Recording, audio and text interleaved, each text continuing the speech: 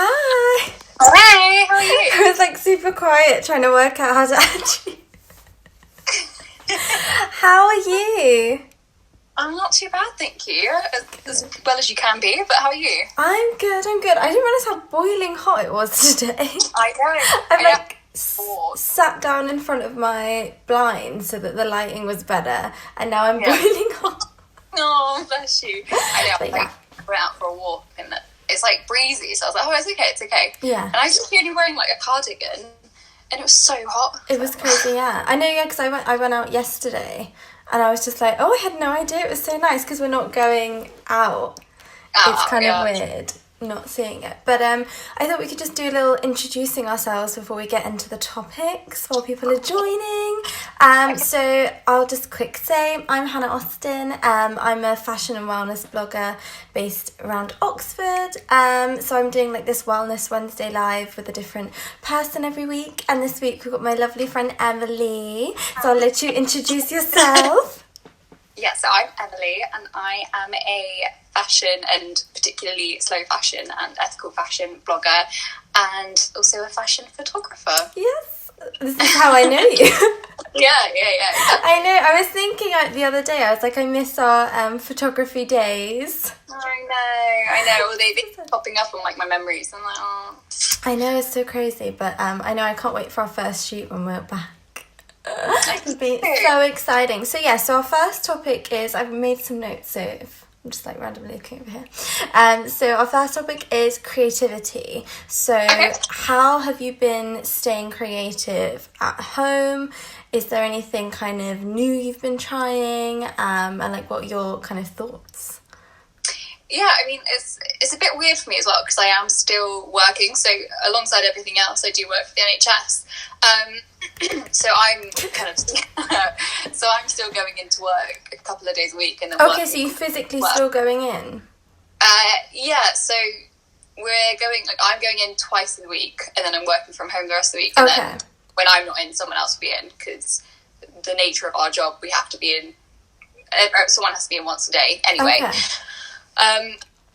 And yeah, so I'm still working, so I've still got other responsibilities, but it's almost been a bit of like a blessing in disguise because I've had like this list of stuff that I want to try, stuff I want to do, and I just like, it's one of those things that I've just never had time to do, and now I finally have so much time to do it, and it's like, it's very privileged, but I've kind of just been scrolling endlessly on Pinterest for ideas as well. I think Pinterest is just my hub for creativity and inspiration.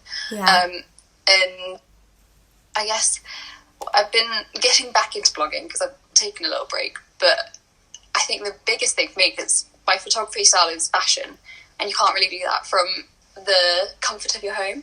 And so I can't remember his name, but there's an Italian photographer who came up with the FaceTime photo shoot. Yeah, I've been seeing that quite a bit. I wanted to know what your opinion was on it.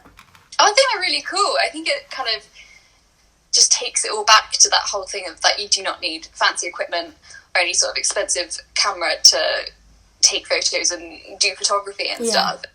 It's really sort of pushing your like ideas and creativity because you are kind of on other sides of a screen. You can't interact in the same way as you usually would. So it's a bit of a challenge, but it's also just super fun and creative, and there's no real pressure to make anything amazing. And then obviously Vogue did that FaceTime shoot with Bella Hadid. Yes, I saw that, and I was like, how did it look so epic? I don't understand. I know, it's crazy. And so I think it's a really impressive trend that's going around for photographers. It's definitely something to kind of give it a go. So I've done it a few times now, and it's been really fun, and it's just made you sort of think a little bit more because you literally only have like X amount of space, and you can't get the same angles because it's a computer or a phone. You've got to think outside the box, sort of thing. Yeah, no, exactly. So it's interesting, and I think it's kind of, you strip things back so much more because you don't have that sort of fancy equipment again. And then I've just been doing like odd DIY tasks that I've kept meaning to do. Like I've been fixing some clothes and painting walls and stuff like that. Nice. Like, that always helps. And I went through like a massive box of things and I found loads of stuff from a trip I went to Japan like 5 years ago now. Oh, wow. And my parents, my birthday last year, got me a travel journal. Oh, that's so cool. And I was like, this is perfect. So I've basically been scrapbooking as well, which is that's so nice. I used to love doing that back at like school, like making scrapbooks. But like kind of everyone's going back to basics a bit, because I was talking to someone the other day and we were saying about like letter writing, and I was like, that's such a nice idea. So I feel like that's really nice. People are thinking of different ways to be creative. In terms of like, for me, with being creative, I tried to do a shoot yesterday at home, and I was like, I miss Emily so much.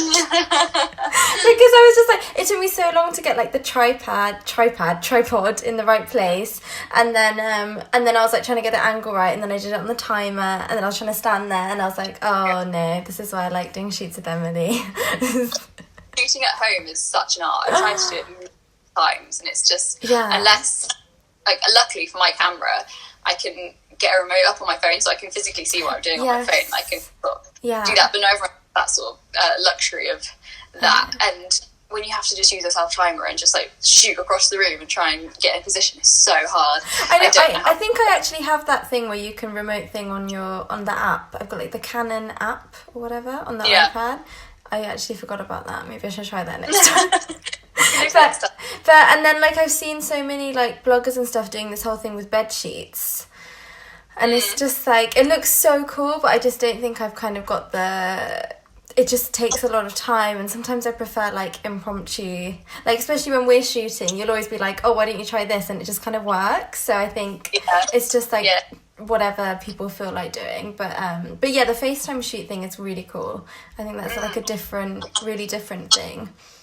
But I do miss like shooting outside. I think that I'll be like desperate. I'll be like, Emily, we need to go once we're allowed.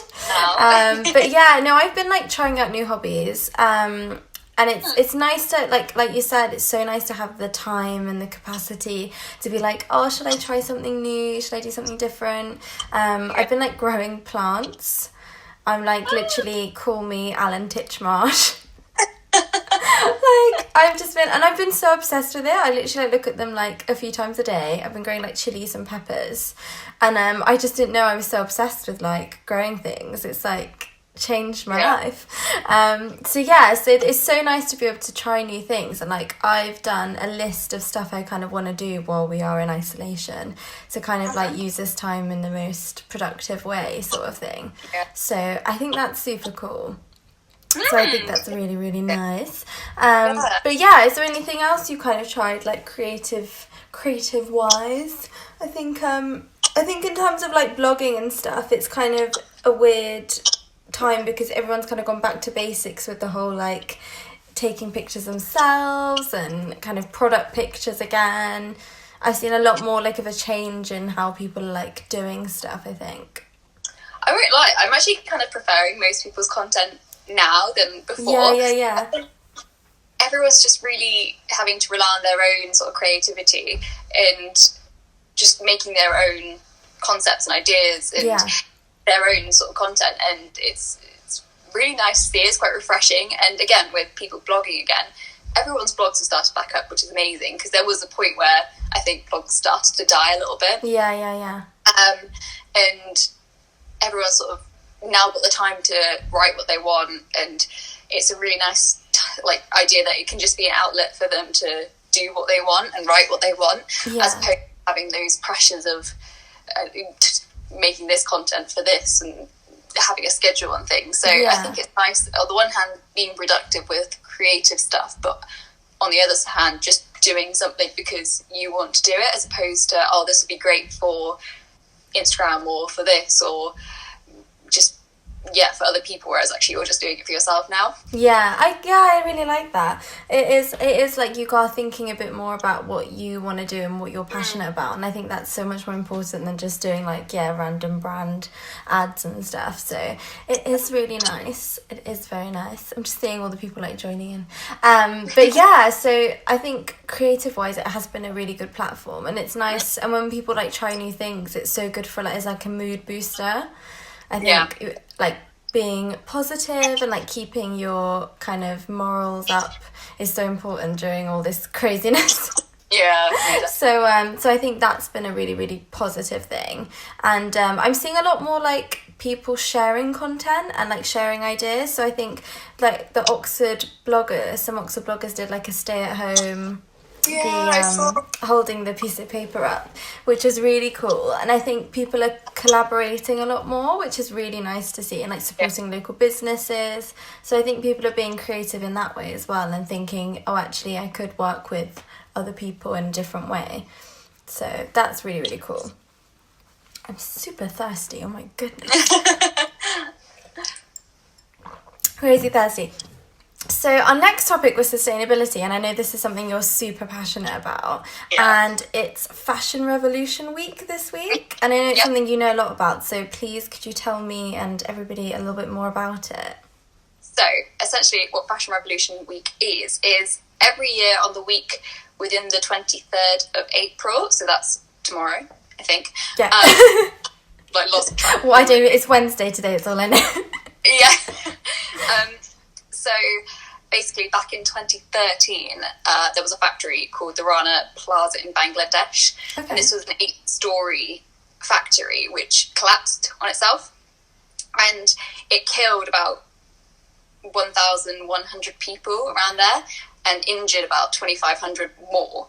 And I mean, garment workers in Bangladesh especially are treated terribly enough, but this was kind of a very preventable incident, and the workers, I'm sorry, I'm looking down here because I'm go when I get the facts right. But yeah, so this was completely preventable. The workers went into work every day knowing that the work conditions were completely unstable and dangerous, and they had to. And this factory in particular held over, I think it was about 29 different brands making clothes for them. Oh, wow. And that included Primark, H&M, Walmart, Mango, Matalan. Oh gosh, they're quite big top brands. So loads. And okay. There haven't ever really been many repercussions from this, apart from, so after all this, garment workers in Bangladesh did start to riot and protest quite a lot for, better working conditions, better pay, and some compensation for what happened to the 1,000 people dead and the more injured. So it was a major incident, but not much really came of it in the brand sense. And since then, there's been a massive call for more transparency across the whole supply chain, as opposed to, the immediate product that you get. So Fashion Revolution Week is essentially a week to commemorate that, and also to stand up to brands and call them out for more transparency and sort of just calling out the fast fashion industry as a whole. So I think Monday was why we need a fashion revolution, which is because workers are treated terribly and fashion as a whole is not sustainable for the planet. It produces about 10% of the world's global emissions. Wow, I had no idea how big an impact this was. It's massive. I mean, it's because there's so many levels to it. There's the human level where, workers, I think about 3 million people in Bangladesh, 80% of whom are women, and they're quite young as well. They can start working at like 14, I think. Oh my gosh, okay. They're garment workers, and they earn like £25 a month, which is way below living wage. Insane, yeah. They can work any hours from about 8 a.m. to about 10 p.m. And there's no regulations on this at all? No, they work in really bad conditions. They get locked in, so they can't leave until they finish however much work. And I know the women do get, verbally and physically abused as well in these conditions. And it's just, how can brands have these sort of standards just so your top can be with you within a few days and really cheap? So there's a big call for a change. And on the flip side as well, for the planet, it causes so many emissions, and so much water is used. I think there's like 70 billion cubic meters of water used in the fashion industry. No way. Oh my god, I literally had no idea. These figures are so crazy big, and yet nobody's talking about it. Well, this is the point, that we need stuff like this more to create awareness for what's actually happening. Because a lot of brands do have a sort of out of sight, out of mind sort of attitude to these sort of things. If we're making clothes in the third world. We send clothes to landfill in the third world. Once it's out of mine, like out of our site, then we don't worry about it anymore. Yeah. I watched the documentary a little while ago with Stacey Dooley. Oh, okay. I have heard about that. Is it like on iPlayer? I think it's on iPlayer still. Okay. I might try and check that it's definitely worth watching. And she went to, I can't remember where, but she went to somewhere in the third world where what was once a massive body of water had just been completely dried out because they had just had to use it all for local fashion companies and garment workers or garment factories. And they were having to decide between using their water for business purposes to earn money or to use as drinking water. And that's crazy. Unjust way to live. So yeah, it's a huge problem, and landfill is a massive problem still. 40% of all clothes bought get returned, and they don't just go back on the shelves, they go straight into landfill. That's insane. Okay. Yeah. And a lot of clothes nowadays have kind of synthetics and plastics in which don't break down. They just again, like a plastic bag, they will just sit there. So yeah, it's a massive problem, and that is why we need a fashion revolution. And I think fashion needs to slow down by about 99% for it to become sustainable. And fast fashion will never really stop because sustainable fashion isn't accessible to everyone just yet. I personally tend to just shop secondhand as my version of sustainable shopping, but that doesn't always have the accessibility to size. A lot of plus size girls don't have the option to buy secondhand, and equally a lot of sustainable brands are still quite expensive because everything's being made sort of handmade by people in better condition, so they have to up the price, and that's not accessible to a lot of people who can't afford it. And I think as well as slowing the production of fashion down, it's also just the attitudes towards shopping needs to change. So this is what the whole week is about, essentially. So so that was Monday. Tuesday was all about who made your clothes. So again, kind of just as we've discussed, the people in Bangladesh and all over the third world having to make these clothes, and how women's rights to jobs and work shouldn't mean slave labour. It's modern. Insane. That's kind of frankly what it is. It's not just. And then today is about fixing your clothes. So I think a big thing happens nowadays is as soon as something breaks, people just chuck it out. Away. And I think I have something written down. If you double your clothes lifespan from a year to 2 years, it will reduce its emissions by 24%. That's crazy. If you do that with so many other pieces of clothes, that's a massive change. I mean, I have clothes from Gap Kids that still fit me, and I wear them because I'm like, I really like them. So they've lasted more than a year. No, exactly. Like this cardigan I'm wearing, it's new generation, and it's like 13 to 14-year-olds. So I've had this. I used to buy from there. Memories. But so another thing is a lot of people nowadays don't feel like they have the skills to fix clothes, which is fair enough, actually, because long ago people were taught to sew, and it was kind of like a key part of education, especially with. But nowadays you don't really do it unless you're doing textiles in school. I mean, I did do because part of my school had like a design technology, so we did do textiles, but we were like making a pillow with a sewing machine, and then our teacher went off for weeks, so I never actually got the proper lessons. But I know my mum's quite good, so like I've before, like a hole in like a really nice jumper that I loved, and she would just like sew it up, and she's got like a little kit, and you can buy really cool like little sewing kits that are not that expensive.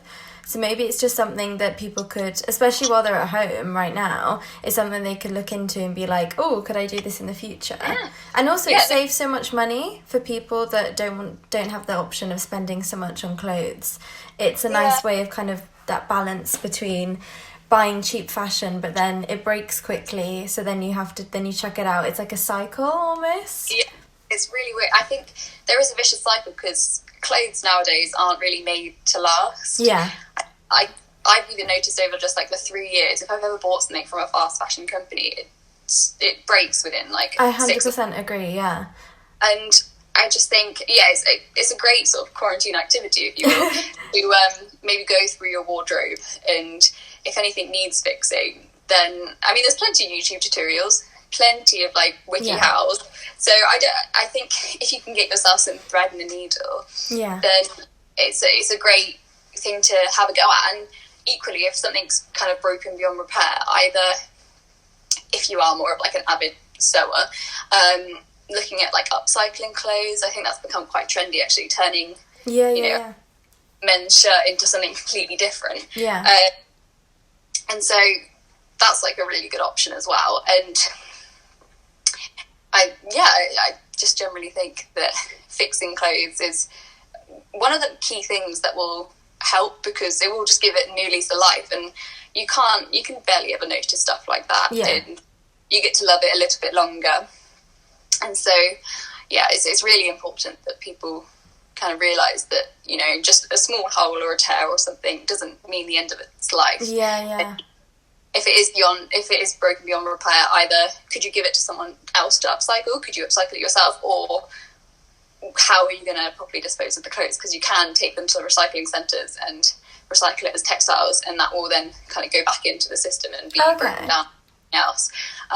So it's just kind of taking responsibility for well. Yeah, I know, because when I've been kind of like, because I did a bit of a, like, as part of my isolation to-do list, did like a bit of a wardrobe clear out, and I've got bags ready to kind of give to charity. I know like H&M do the whole thing where if you give a bag in, you get £5 voucher, which I suppose is a nice incentive for people, but then at the same time you don't know where that those clothes are going, if they're going to be reused. I haven't really done as much research into that, but I think attitudes need to change, like, is the main thing, because I think we've got, like, especially from like fashion blogging point of view, like even just recently, like kind of staying at home joggers have been like super popular, and I've just been wanting to get a new pair of joggers just anyway, and literally every time I look, it's sold out. It's only like, it's under £10, and you think, what's the quality in it, how has it been made? Then you think, okay, I'll buy a higher quality price, but then it sells out, and you're trying to like what's the word, like tag companies in it, and it's kind of like the whole process is kind of based on fast fashion, and it's not kind of thinking about the planet, and like that conversation just isn't happening, which obviously needs to change. This is why we're calling for like transparency, because there is none, and when the silence of fast fashion brands, when you ask about transparency, says so much. Talk about it. And I mean, when you think about like seasonal collections, you'd think there'd be maybe 4 or 5 at the most seasonal collections within a fast fashion brand, but at the moment they're bringing out about 30, and it's so unnecessary. And like you said with the joggers, so many brands are sort of playing to the fact that people are at home more, and it's quite, I don't want to say it's dangerous, but a lot of people, I think, are window shopping, and because they are still open, these fast fashion companies online, then they do kind of get slipped into temptation. And I saw I think it was in America, Fashion Nova actually sent out a text kind of marketing themselves to buy their clothes with sort of their emergency pay from the government and things. And it's really crazy. Because rather than sort of caring about the people, they are just kind of caring about their marketing. And it's the same goes for the charity t-shirts. I'm not the biggest fan. I have seen on your Twitter, I've been like, oh gosh, Emily's on one today.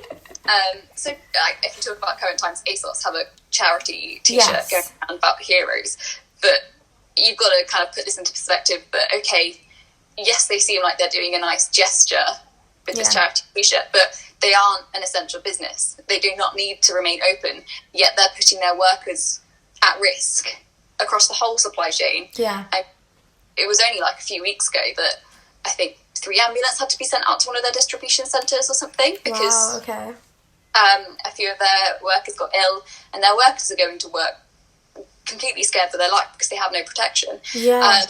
And if you're thinking that's what's happening in this country, what's happening in the third world? I mean, they've had terrible conditions to begin with. Yeah. And they still have to make all these clothes and get them out as quick as possible. And it happened within the style a few months ago that they were bringing out like 5,000 within a day or whatever, or actually probably more. And that's a crazy amount. That's like a month. It was like a month's worth of stock for one day, and just an immense pressure on the people. So it's very sort of hypocritical for them to be bringing out like heroes and be kind to other t-shirts when you're not being kind to the people in your supply chain at all. Yeah. So that sort of transparency and that sort of support is needed throughout. Sorry, my home phone's going off if anyone's... Sorry, there's just a random ringtone in the back. I don't know if you can hear it. But yeah, that's so crazy. Can I ask, is there anywhere that you can kind of find out more information about this? Because I think like there's probably a lot of people like me that actually have no idea that all this kind of craziness is going on. So like, where did you kind of find research? How can people kind of look into it a bit more? So I think when I started looking into it, I kind of started on Instagram and like following influencers that were kind of slow fashion based or climate activist based. Like yourself, if anybody wants more information, follow Emily. So Venetia, I think her name's Venetia Lamana now, but her name used to be Venetia Volkner. Okay. But she's really good. And then also Fashion Revolution have their own Instagram page. Oh, okay. Trade. Oh, that's really cool. Trade is a charity that helps to support garment workers, and they've currently got an urgent appeal on, so follow them. There was also one that I just followed that was called, I think it's called Justice for Garment Workers. Okay. And then the Sustainable Fashion Forum is amazing. That has just like all the facts. So they're all really good accounts to follow. And then what's also good about them is that they'll tend to cite their sources, which will be kind of news articles or other sort of slow fashion activist companies. And then you can kind of get a bit deeper into your research. Yeah. So yeah, there's plenty of resources. Just a quick Google search or quick search, and you'll find plenty of stuff. And it depends on what sort of kind of area you want to look at, especially. Yeah. Oh, I'm definitely going to check out. I'll look at who you're following on Instagram to find out all these. But yeah, because like I literally, obviously I knew that kind of there was a problem, but I didn't know the extent of the issue, and like the facts that you've come out with are just mind-blowing that no one knows about this, and we're all kind of, like you said, I feel like because we're in quarantine, it's so easy to be like online shopping. I personally have bought too many things on Amazon, but some of them are birthday presents, so I will allow it. But in terms of clothing, I've like literally, you're looking online and there's things that are so cheap, you have no idea how they're made. And when you think about it, it's kind of crazy that you're wearing these clothes and you think, how were they made? Who made them? Where were they from? If it is only like £5, is that ethical? You know, is that a good quality? So I think there's so many questions to be had from that. And super interesting. I love that we're having this sustainability talk in this week. I feel like the timing is perfect. And I suppose we should mention it is Earth Day today as well, which is so nice. I don't know if you saw Google, you know how they have the different doodle things? They've got like a little bee and it tells you little facts about how important bees are, which is really cute. I've done so many podcasts about bees recently, so I bought a bunch of bee-friendly seeds, and that's my job for quarantine. Oh, that's cool. I can't remember what they are. I think lavender might be one. Okay. But yeah, bees are so important. Yes. Okay, quick tangent about bees. So they pollinate, I think, about 90% of the food we eat. Yeah, and so it's crazy. There aren't any wild species of bees within the UK, I don't believe. But they are also kind of declining. So once the bees go, 90% of the food that we eat won't be pollinated, which means we won't really be able to eat them. Yeah. Which means we'll then have to come up with a man-made way to pollinate things, which is super unsustainable. Yeah. So actually, we need to save bees. Yeah. And I read this article once, and it's literally, if like all of bees died, we just like literally have not enough food for everyone, and it's kind of crazy. I just thought of something. So there's this whole initiative. If anyone's interested, I do have some links. So it's called Oxford Plan B. I don't know if you've heard of it, but it's literally these like bee hotels and different kind of businesses have got them in Oxford, and they are a kind of hub for bees to live, and it just helps promote where they're living and helps give them a nice area to live. So that's a really cool initiative, and it's like helping bees in Oxford as a city, so that's super cool. That's cool. Yeah. And I think, and they are really pretty, and you can kind of watch them, and they I think there might be one in, I would have to check this, but I think there's one in the Oxford University Parks.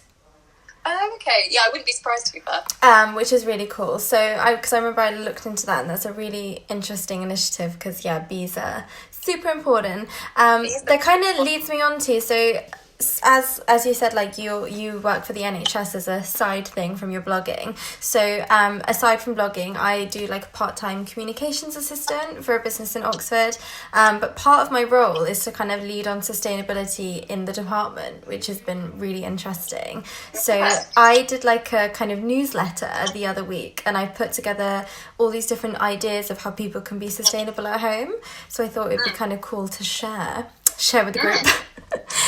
So one of the things that I actually was going to say about was there's a website. If you just type in Bumblebee Garden, it tells you how you can make your garden more happy for bumblebees and more of a bumblebee area. So something definitely to do if like you've got kids, or like, you know, even if you want to just do it yourself, and you can make your garden a bit more of a bumblebee friendly place. And there's also one for hedgehogs as well, which is really cute. I've seen a load of people do like hedgehog houses recently, which is super cute. And you can do there's David Attenborough has done a big butterfly count, which is really cool. So you can kind of do like a little study of like just sit in your garden all day while you're doing something else. Just if you notice a butterfly, like record like the colour and kind of a bit about it, and then it all goes to like this big survey so they can see like how well butterflies are doing in the country and kind of monitoring them and stuff. So that's really cool. So there's some really fun ways of stuff you can do in the garden, and I think a lot of people are like in their garden all the time. I've never heard like lawn mowers so much.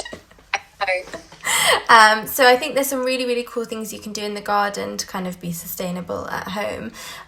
There's also, I thought this was really cool. So there's this app called Giki. I don't know if that's how you pronounce it. It's called Giki. And so basically when you go grocery shopping, or if you're shopping online, you can scan the barcode of what the product you're buying, and it tells you like how sustainable it is. But also if you're kind of a health and wellness conscious, it can tell you like if there's any pesticides in it, any additives, like if it's gluten-free, like all that sort of thing. So if anybody's got any allergies, it's a super cool tool to use when you're shopping. But also I think at a time like this, it's a great time to be a bit more thoughtful and think, okay, what am I buying? Is this a kind of eco-friendly product? Is like, how is this product made? Kind of similar to the fashion thing, but from a food perspective. And kind of thinking of your diet, because like I know if I see a product and it's got like loads of E numbers in, I think, oh, what am I actually putting into my body? So I think that app's really cool. I haven't actually like downloaded it yet, but I just found out about it and I thought, what a great idea. So people can kind of scan and have a look at what they're doing. Another thing was the WWF website has a carbon footprint calculator, which I did, which was actually so interesting because I had no idea, like, because I, like, obviously things you think of, like, you kind of driving and stuff like that would make your carbon emissions worse. So I don't drive, but my carbon emissions were crazy just because of, like, getting the train every day, like, flights on holiday, it kind of takes in loads of different factors, even of like your house, your energy levels, stuff like that. So it was super interesting, and it might be a nice thing to think, okay, this is my carbon levels. How can I improve that while I'm in quarantine? Like, think of ways of stuff you're doing. There's also some super interesting, I'm just going off on a tangent. There's also some super interesting articles that are popping out at the moment saying about how, because we're all working from home, what the effect is on global warming and air pollution. So that's super interesting. I'd love to kind of do a bit more research into that, because they're saying that even though this is a horrible time for people in terms of like health, you know, But at the same time, this has been an amazing positive thing for global warming, and that the air quality is like so much better than it was before because of pollution and stuff. So I think if anyone's interested, that's definitely something to kind of look into, because I'd love to see like when we come out of this, what the sustainable, how it's affected global warming and how it, you know, it's improved if it has. Because I definitely think when I've gone out for walks, the air feels fresher. I don't know about you. Yeah. I live in the countryside, so I've always had quite nice fresh air. This is true. I'm very grateful for that. But no, I 100% get what you mean, and it's super interesting going back to like the sort of impact that this sort of pandemic has had on climate change. And I think when we are thinking about being sustainable at home, I think there is actually a key factor that we need to not put as much pressure on ourselves to like constantly worry, because I mean a major part is that a lot of people have kind of lost jobs, or they're not getting as much work as they did have, and so money will be a problem. And so although we want to be thinking about our consumption, we don't want to guilt ourselves, because you know it's not bad, it might not be the best for the planet, but if that's all you can afford, then that's what you have to go with. So I think there's definitely ways that we can be more sustainable, like you said, in the gardens and like the food that we eat. I mean, there was that massive problem when all the panic shopping started. Did you see all the dustbins afterwards? Oh my god! Food that had gone off, and it was so crazy. wasteful. So I think it's made us all think about our consumption a little bit more, and just how much we actually use within a week. But yeah, like you said, like no one's driving at the moment. There's very massive like change in how many flights are going every day. All this is completely changed, so it's having a huge impact on the air and climate change in general. And it would be interesting to see not only how this carries on, but then once all of this is finished, how the attitudes will change to travelling, especially because I think particularly for where I work, it will have a massive impact on how many people still work from home and how many people go in. It's something we've been trying to do for a very long time. And it's just taken a pandemic for it to kind of be forced upon us to all work from home. But I think it will continue to get better, especially the kind of less driving and travelling into work, because more people are just going to stay at home and work from home, which is a nice positive within all the sort of negatives that are going on. Yeah, 100%. One other thing actually that I have been doing that is completely free and very sustainable is freezing food. So if you have cooked too much food, to kind of stop the food waste thing that you were talking about, so like we made a big lasagna, and there's like only 2 of us, so we just froze half of it, and then you get like a nice meal, and a couple of days after you get to enjoy it again. So freezing like food is a great way to stop food waste, and also means that, you know, if you are, like you said, like kind of money is tight, it is a great way, and you're saving the planet in a way that's kind of free. And like minimizing food waste, because that is like a major thing at the moment. I think I love that people are, especially in terms of baking, people are just kind of making stuff that they wouldn't have made, because they're like, oh, we're just going to throw it together and see what happens. And I think that attitude hopefully will stay with people when this is over. Because like we had some like we had like dates left over and some like leftover Easter egg chocolate, and we made sticky toffee muffins, which were actually amazing. I was like, you know, when you're like, we'll just chuck it in and see what happens, and it actually worked and was really good. So so I think that attitude with people is really amazing to see that people are doing that a lot more. One program we've been watching, I don't know if you've seen, it's called Saturday Kitchen, it's on a Saturday. I've heard of it. So they've been really cool. So they've got like celebrity guests come on, and they're cooking with whatever the celebrities have got in their kitchen, which is a really nice idea, and it shows people how creative you can be with such little ingredients. So I really love that initiative. But so there's quite a few ways, and obviously like growing vegetables and plants. I went when I did visit the shops the other day, and like literally all the seeds where you can grow vegetables were like sold out. Oh really? Yeah, which I think a lot more people are growing their own veg and fruit, which is so cool. And like, because I'm growing like chilies and peppers at the moment, and it's just my new obsession. No, that's so good. And it is like a way more sustainable kind of thing, so that's really cool, because I think that there's so many benefits of doing that. And again, like, attitudes have changed a lot, so maybe if attitudes have changed in that way, then hopefully they can in terms of the fashion revolution as well. That would be really cool. Yeah, definitely. I was thinking a good sort of going back to like the fashion thing, so if people are like kind of online shopping and window shopping so much quarantine, I've always like had every sort of season I tend to go through my own wardrobe and like shop my wardrobe, which I think is a really good thing to do like nowadays, is just do a deep clean of your wardrobe, look at a piece and know like, am I going to be wearing this, or can I actually imagine this with an outfit and things, and just trying to kind of reimagine your wardrobe and the pieces in your wardrobe and see where they fit in still. Yeah. Because so many of our pieces get kind of forgotten about or lost in the back of your drawers or closet, and you just don't think about them. And then we're constantly like, oh, we need more, I need new, I need more and more and more. And trends and stuff kind of fuel that fire so much. Exactly. So there, like, I mean, going back to fashion and things, there is a massive attitude problem, but that is kind of caused by the marketing of the brands. It's not on the people necessarily, but there is a thing that everyone has to have new and they have to have more. And then I think I saw the statistic that a piece of clothing should be worn about 30 times for it to become sort of sustainable in your wardrobe. Okay. And the average woman wears it about 7 before they throw it away. Oh, wow. Okay. I mean, I remember when I was younger, I used to think these sort of things, but especially like going out culture, you always need to have a new outfit for going out, and it's constantly like, for the club. I've worn this once, I can't wear it again. Yeah. So I think just going through your wardrobe and giving things a new lease of life and just trying to reimagine it within your wardrobe is such an important thing to do.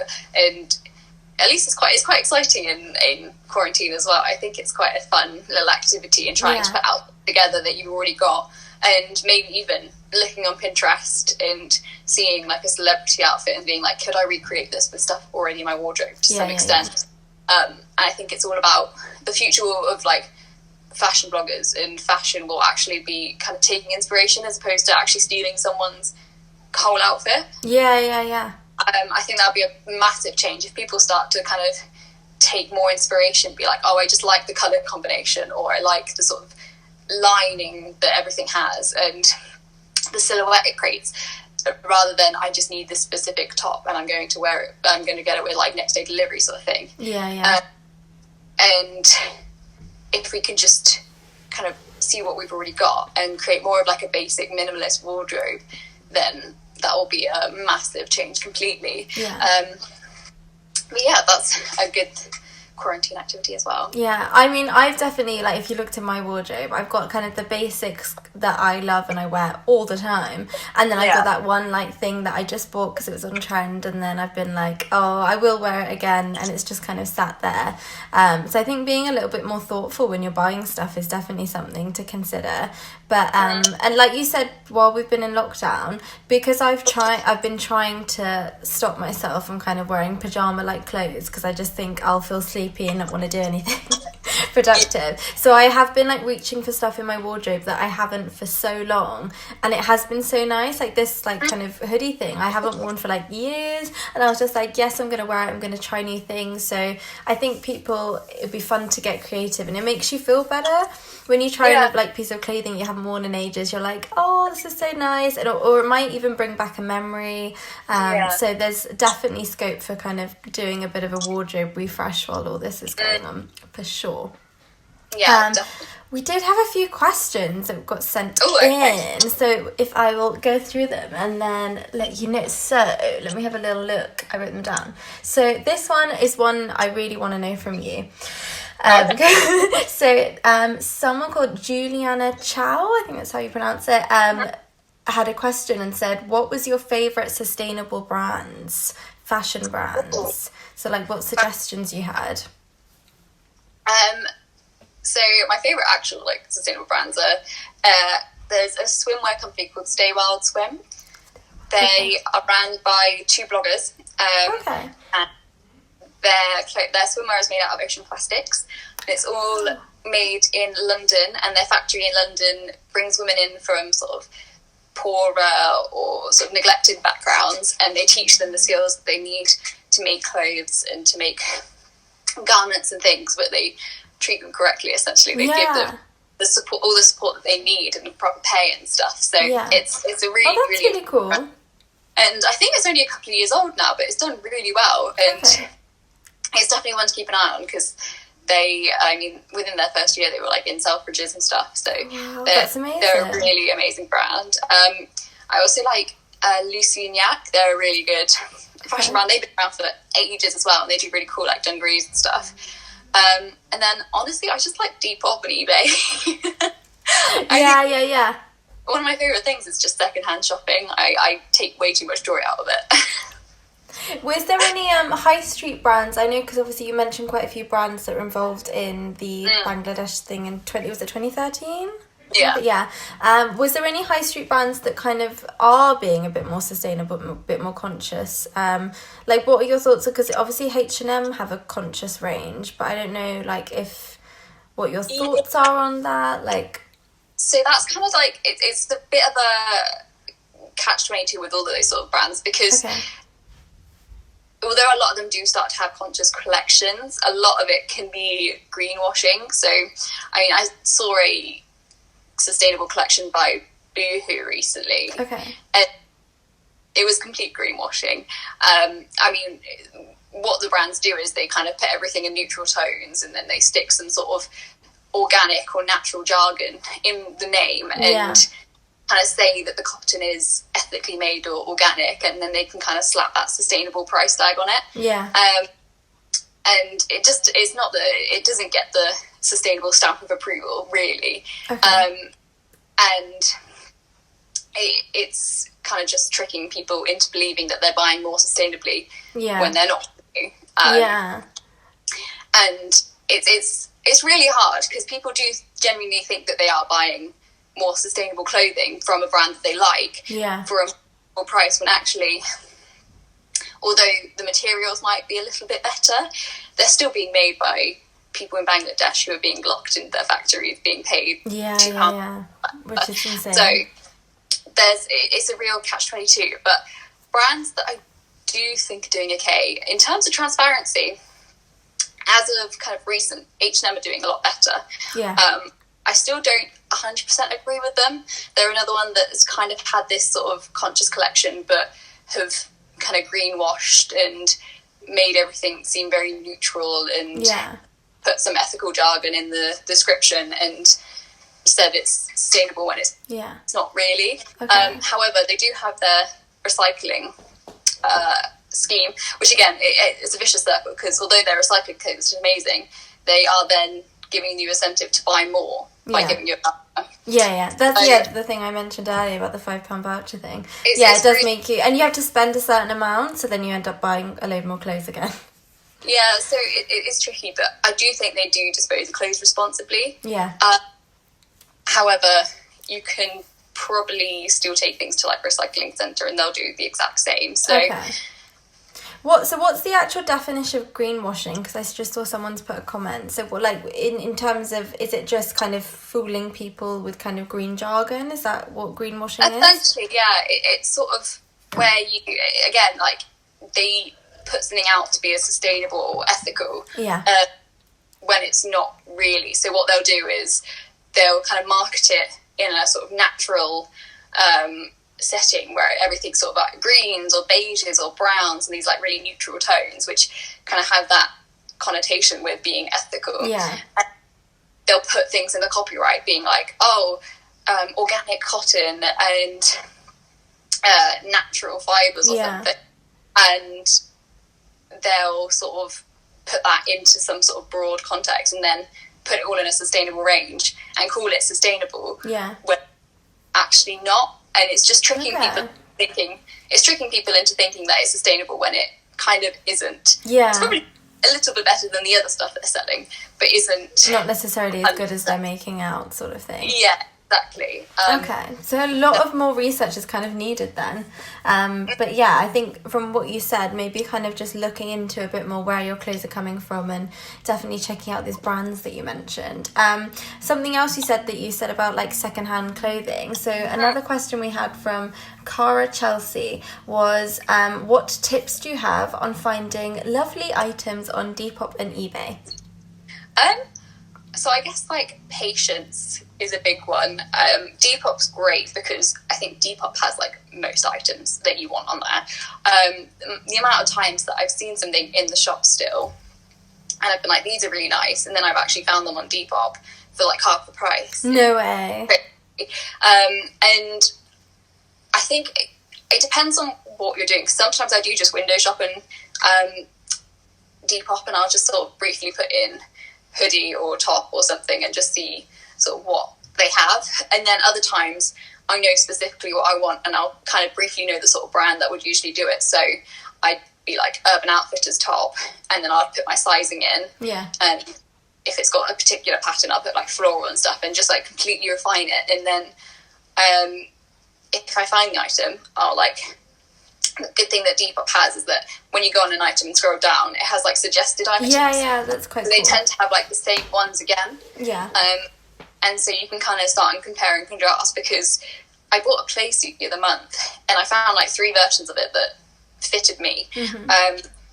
But then one girl was selling it at like £16 and another girl was selling it at like 10. And I actually looked it up, and the whole thing originally, before it was even discontinued, was £14. So I kind of messaged her and I was like, why are you selling it for 16? Yeah. Like, I think making sure that you're getting a good deal as well, because some people can be a bit cheeky. Yeah, like doing a research. And likewise, just messaging sellers and saying, oh, could you do this for like this price or this price, and just seeing how low they'll go. Like negotiating. Just in a nice way. Yeah. Because I know some people can be quite hostile about these sort of things. Yeah. And just trying to get a bargain where you can. And Depop's a great one for getting like trendy clothes. Yeah. A lot of like kind of in style clothes and a lot of kind of younger people clothes. I don't go on eBay as much as I did, but eBay you have to be very specific, I think. Yeah. Because there's just so much on eBay. Yeah, and because you can get like independent sellers as well. Yeah. It's hard to kind of go through all of them just to find this one thing that you want. So yeah. I think trying to be as specific as you can as to what you want, and just being patient with it and just keep looking every day. And then once you find it at a good price, just pick it up, because you'll probably see it again. Definitely. Oh, that's really cool. Okay, I'm gonna just try out those tips then. See if I can find a good one. Last question that I had just on my messages was Ace of Hearts, I think she like popped up on here just a minute ago, said how to, this is a creativity question rather than sustainability. This was how to stand out creatively in terms of, I think, like more like blogging, because I think everyone's doing very similar content. So yeah, how, any kind of tips on how to stand out creatively at the moment? Oh, that's a good one actually, because it is interesting because everyone's kind of coming back to their roots and like starting blogs up and stuff again. Yeah. I think it's just more important than ever just to kind of do your own thing and don't try and follow all the trends. I mean, following the trend can be fun. Yeah. But I think standing out is just doing your own thing, because once you see someone who's doing an original kind of concept or an idea, you can tell the passion and the work that's been put into it, I think. Yeah. And so, yeah, I think just working with what you've got and trying as many things as possible with it. So if you've got like an object you want to take a photo of, just trying as many different concepts as you can think of and just seeing what works. Because I always find that kind of trying the things that you just wouldn't think would work always work the best. Yeah. Posing people, but I'm always like, just stick your leg up here, we'll do this, and it's always the best photos that come. So literally just setting your camera, if you're going to take photos, like set up your camera and just see what works. Like just keep doing everything you can think of, and something will come out of it, and it will be abstract and original and cool and like no other. Yeah. Another thing I was going to say, because obviously people are doing trying out new things and kind of new hobbies and stuff, and I think sharing those things that you're doing is really nice as well, to kind of how to stay creative, because things that you're doing that you never have done before might inspire someone else to be like, oh, I'm going to try this hobby or something like that. So I think sharing what you're passionate about and what you're doing and being current and true to yourself will make you more creative just by being you, basically. I think that would be a really, really cool thing to do, because I want to try and show more of like what I've been doing in isolation, and kind of just trying to avoid that whole like just standing and posing with a branded object and making it a bit more original. So yes, working on it. Yeah, definitely. There's like loads of cool effects you can do. Like if you get like a glass and then put it close to the camera, it'll create some sort of like prism effect. Yeah. And again, like flowers are a great thing to play with and work with. So I think literally just picking up the most random items in your house. Maybe like set yourself a challenge, pick up 3 random items in your house. Yeah. Like, okay, what can I do with these? And you create content for it. Like create a little That's photo really challenge. Cool idea. About. Yeah. Because not only does that sort of spark your own creativity and inspiration, but it just helps you kind of think for yourself. Because I think, again, like we are really kind of going back to basics with blogging. And whereas once it was such a curated community of people in an industry, now it's kind of going back to those times where people literally just kind of put what they want when they want. Yeah. And sort of don't worry about it too much. It's not as sort of perfect as it once was. Yeah. Which is really nice, and sort of the sort of blogging that I like to do. But just do like your own sort of photo challenge and spark your own inspiration. Just see what comes to your mind, really. Yeah, I really like that idea of picking out 3 things and just giving it a go. I think that's such a great way. If people are like, oh, I don't know what to do, just be like, pick up, I don't know, 3 different your favorite colors or something. Yeah, exactly. And then just go for it and give it a go and see what happens. I think this is the best time to be as creative as possible, because everyone's in this crazy situation. It's absolutely the perfect time to be like, shall I try and do something new, something different? Like, this is the time to try it out and see if it works, for sure. Definitely. And it takes your mind off it. Yeah, that's so true. Yeah, I know. And like keeping your spirits up is such an important thing right now. And I always find when I'm trying out something new, it definitely like is such a mood booster. So yeah, no, definitely, 100%. Those are the kind of the main questions that I had really on like messages and stuff. I don't know if you had any or any. I haven't been reading what's been on the comments. Let me just flick through. I don't think so. And so many different things. There's some really cool comments about the fashion revolution. People are quite interested in. Oh, Ace of Hearts said they've replanted some spring onions off cuts in water in the past. Oh, that's really cool. But yeah, I just realised we've like hit an hour, so it's gonna like stop recording in a second. Because we've just been like, it's been super, super interesting. So just to like sum up, thank you so much for like doing this live. The fashion revolution stuff was so interesting, and I really want to do some more research, and I'll try and add some links when I reshare this on YouTube later.